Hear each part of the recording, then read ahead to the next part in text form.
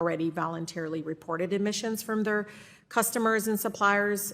We call it Scope 3 emissions, as you know, where most of the firm's greenhouse emissions can originate. So on top of that, we also are now seeing thousands of additional U.S. companies will soon be required to report Scope 3 emissions to comply with the EU standards. And then California, I think, just passed a bill that would require roughly 5,000 public and private companies. Community, since we first asked that question starting in 2019. He called for a number of changes to tax policy in his State of the Union address, including significantly raising the levy on stock, buybacks, and imposing a billionaire minimum tax.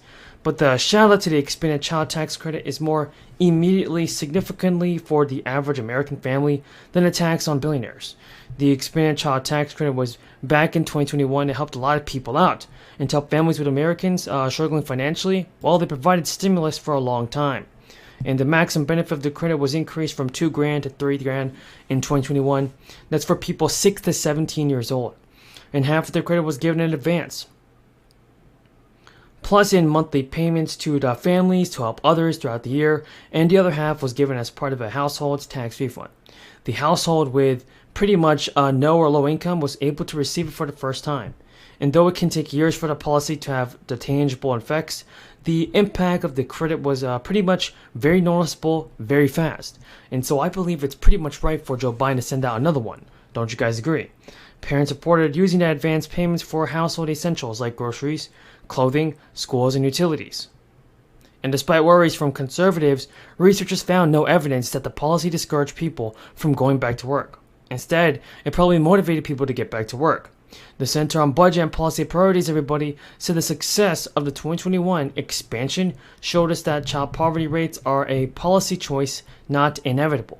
And Congress failed to renew the expansion in 2021, reverting the credit back to its former, less generous iteration. It's one of the reasons that families could see smaller tax refunds this year when they file their returns, because some tax credits have already implemented their own version of a child tax credit last year to make up for the difference. Still, without this expansion, everybody, millions of people fell back into poverty at the beginning of last year. It made many people broke, and it hurt so many households. But folks, here's a solution to this. One of the biggest sticking points is whether or not the expanded child tax credit has a work requirement attached to it. Because if it does, that could be beneficial to the ones that need it the most, and the ones that need stimulus fast. Opponents believe there should be some sort of work requirement, but everybody, here's what I'm saying about this.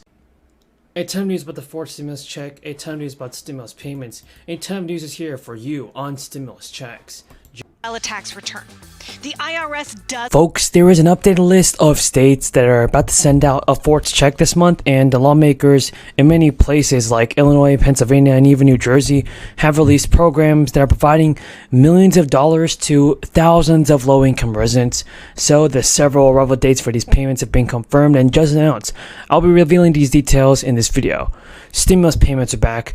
Although the crisis has become more bearable, Americans are still dealing with a tough financial crisis to deal with. CNBC reports about 63% of workers across the country live paycheck to paycheck. It has led to many state governors to agree to send out bonus checks to the residents. It includes people in places like New Jersey and Pennsylvania and Rhode Island. For instance, New Jersey is offering another program to give communities stimulus money and to help the people out. Now, if this applies to you, you must file an application with the state's Division of Taxation by December 30th. Payments will go out in the spring, and families can expect to receive a child rebate in the state of Rhode Island. The program provides a rebate of $250 per child for up to 3 children, or $750 per family. To be eligible, you must be a resident for all of 2021, and a children must be 18 years or older to qualify for this check. Now, if you're $100,000 as an individual, you'll get the payment as well. Now, people say in the state that the checks were mailed out early in October last month, and for those that filed a 2021 tax return, you should have gotten yours by the middle of this month. So, in addition to this low-income stimulus money, Pennsylvania low-income homeowners and renters are getting some bigger financial relief. Most checks will be capped at $650, though some homeowners will see a boost of $970 based on age, widow, or even widower status and disabilities. There's also news for the Delaware residents. State officials have said you must be able to send in an application through the end of this year in order to get the $900. Budget Office report stated that there are 5 main issues right now with Social Security. And the first is that Social Security has a spending problem. Social Security will only be able to pay out 2% tax, and the program promised to take never more than 6% of a worker's paycheck. Today it takes 12%, and even that falls short of the program's ever-rising cost.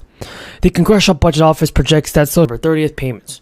So, example of this is what I'm talking about. In Colorado residents, they must be 18 or older by the end of this year to claim this free stimulus credit. Free stimulus credit, folks, because if a taxpayer who's eligible to receive this check owes any money to the government, like a child support or unpaid parking tickets, well, the rebate amount will decrease.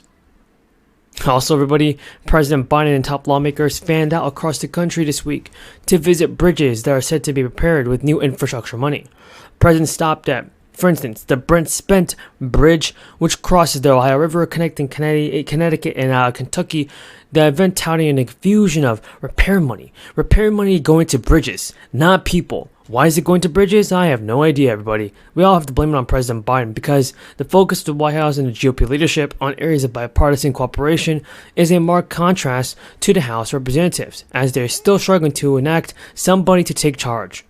So what I want to say is that the infrastructure law put aside $100 billion for roads and bridges, and now rural broadband, ports, and other items are having some difficulties around us. For instance, this week's visit coincided with the announcement that approximately $2 billion of the money will be set aside for repairs in a large bridge program, which includes the Brent Spent Bridge and 3 other bills that the administration describes as some of America's most economically significant spans. Now, Kamala Harris also has visited Ford Drawbridge in the south side of Chicago near Illinois.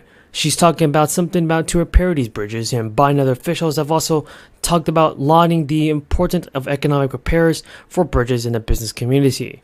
In total, the infrastructure law puts aside $40 billion for somebody to take care of this thing. Joe Biden has made several previous bridge visits during his time in office, including spans in Pennsylvania and New Hampshire, providing a visual reminder of the infrastructure money at work and with the economic consequences if despair had continued. So far, an infrastructure report card from the American Society of Civil Engineers. For the wealthiest people in this country, it was caused by a recession as a result of the greed, recklessness, and illegal behavior on Wall Street.